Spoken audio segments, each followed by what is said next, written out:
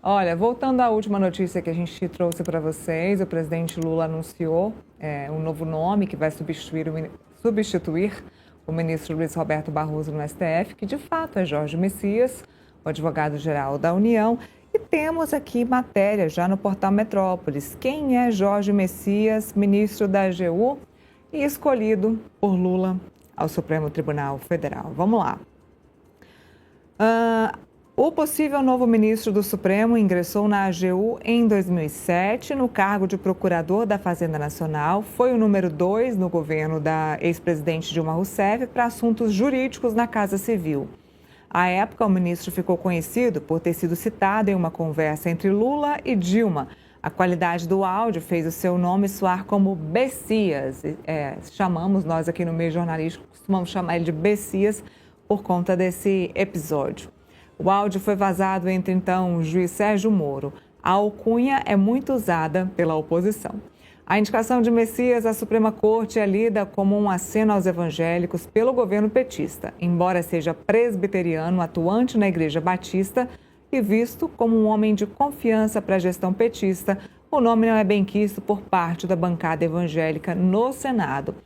Pernambucano e graduado em Direito pela Universidade Federal do Estado, mestre e doutor em Desenvolvimento, Sociedade e Cooperação pela Universidade de Brasília, nascido em Recife. Sinal vermelho no Senado, é o que a gente acabou de trazer aqui para vocês, já explicamos tudo isso aqui, eu e o Felipe aqui para vocês, sobre o que pode acontecer na sabatina no Senado Federal. Ele que é o braço direito e esquerdo aí da Dilma Rousseff, do presidente Lula, do Partido dos Trabalhadores. Coloca o Felipe aí para mim, produção. É o que já dissemos, né, Felipe? O braço direito no governo da presidente Dilma, esteve sempre ao lado do Partido dos Trabalhadores, junto aí ao presidente Lula também. Não tinha como, foi o que você disse, é um presente dado pelo presidente Lula aí por estar sempre do lado, por honrar o nome do PT, honrar o nome do presidente Lula, da presidente Dilma, pela confiança, né? Digamos que seja de fato o nome de confiança do PT e do Lula dentro do Supremo Tribunal Federal. Não dá para não ter alguém de confiança lá neste momento. Exatamente, Nila, exatamente, Nila. O Lula, nesse seu terceiro mandato, está muito preocupado com a questão do Supremo Tribunal Federal. Ele sabe, né, que todos os ex-presidentes da República acabaram, de certa forma, sendo processados no Supremo Tribunal Federal, né? Ele foi processado no Supremo Tribunal Federal também, né? O Bolsonaro também foi. Então, de certa forma, está procurando aquela pessoa que dê segurança, né, às suas demandas no Supremo Tribunal Federal. Claro que isso não é republicano, né? Que isso não é moral, né?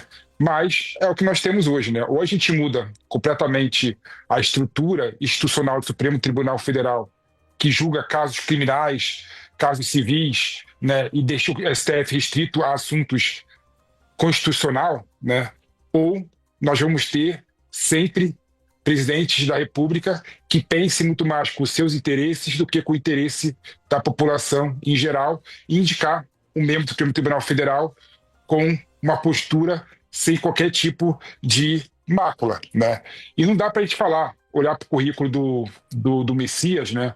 Ver que ele foi concursado, procurador da Fazenda Nacional, trabalhou como secretário de Assuntos Jurídicos da Casa Civil e não identificar que ele não tenha o notório saber jurídico. É claro que ele tem notório saber jurídico.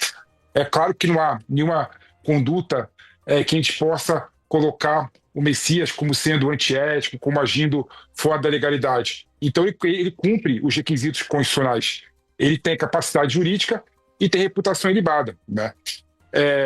Agora, uma coisa que sinto falta, Neila, eu lembro quando eu era estudante de Direito, né, lá na época 2000 e bolinha, né, eu olhava para o Supremo Tribunal Federal e olhava para aqueles ministros da Suprema Corte e eu tinha admiração por todos os ministros, né?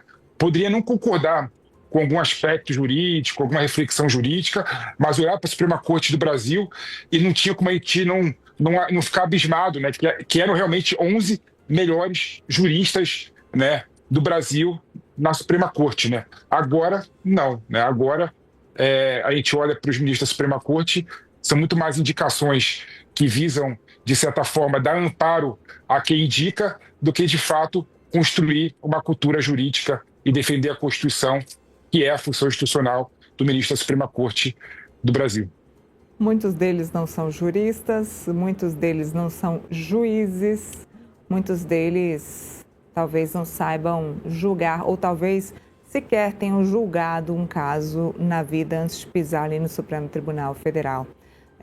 Tivemos ali casos de grandes advogados, tivemos ali casos de ministros que passaram por outros tribunais, mas juristas ou juízes são poucos os casos. A gente tem como juiz ali, me corrija, tá, se eu estiver errado, mas hoje juiz de carreira talvez apenas o ministro Luiz Fux. Então fica complicado mesmo ter essa admiração que você está dizendo. Não, exatamente, né? Exatamente. Você vê que a Suprema Corte antigamente era. Você olhava e falava assim, nossa, um dia eu quero chegar na Suprema Corte, né? Tem que estudar tanto quanto esses ministros aí, né? Eram figuras, independente se eram magistrados ou não, mas eram figuras, por exemplo, que causavam admiração, né, e respeitabilidade técnica, né? Eu lembro do ministro Sidney Sanches, ministro Eros Grau, né, que é professor titular de Direito Econômico da USP, né? Tinham vários ministros que a gente sentia admiração e, de certa forma, orgulho, né, dele estar na Suprema Corte do Brasil, né? E hoje em dia são pessoas, por exemplo, que por exemplo, não conheço uma obra do Messias, né? Ele pode ter várias obras, mas não conheço uma obra do Messias, não conheço uma obra da maioria daqueles ministros que estão na Suprema Corte do Brasil. Então você vê que, infelizmente, né, a politicagem, se é que eu posso colocar assim, né, toma conta da indicação da Suprema Corte, né? E os requisitos são muito poucos, né? Ó, capacidade jurídica tem, não dá pra falar que não tem, e reputação ilibada, né? Ou seja, né, só esses dois requisitos, né, e idade acima de 35 anos, né, que é o terceiro requisito, já é suficiente para nomear uma pessoa para a Suprema Corte do Brasil, né? Mas é uma pena, né? E eu falo que é uma pena não desmerecendo o Messias, né? Até porque eu reconheço, né, a capacidade jurídica dele. É uma pena, na minha opinião, porque tem pessoas que estudam a vida toda o letramento jurídico, tem pessoas que se debruçam numa carreira acadêmica impecável, né, que poderia, sim, estar dentro da Suprema Corte do Brasil, que não está dentro porque tem interesses que a gente sabe que vão permear a Suprema Corte no futuro, né? E o interesse que vai permear a Suprema Corte no futuro é proteger quem indicou, né? Então, aí a pergunta, sem também ser politicamente correto, né? Se você fosse presidente do Brasil, né, o que você faria? Indicaria alguém de fato que tenha aquela reputação, aquela admiração jurídica por todos os juristas do Brasil, ou alguém que te protegeria do futuro, né? Sinceramente, essa é a pergunta que fica no ar, né? Então, eu também não faço crítica diretamente ao Lula em relação a esse assunto, não, né? Eu não sei se eu não faria igual a ele nesse caso concreto, né? Tendo em vista o passado que a gente teve no Brasil, de todos os presidentes ficarem no banco dos réus. Eu vou me eximir de responder a sua pergunta, vou virar para a câmera de cá e vou deixar quem quiser responder. Vem para cá, produção. Vou deixar quem quiser responder, responde a pergunta aqui nos comentários. Você, se fosse presidente da República, indicaria um ministro do Supremo Tribunal Federal que pudesse te defender ou te ajudar em caso de uma investigação?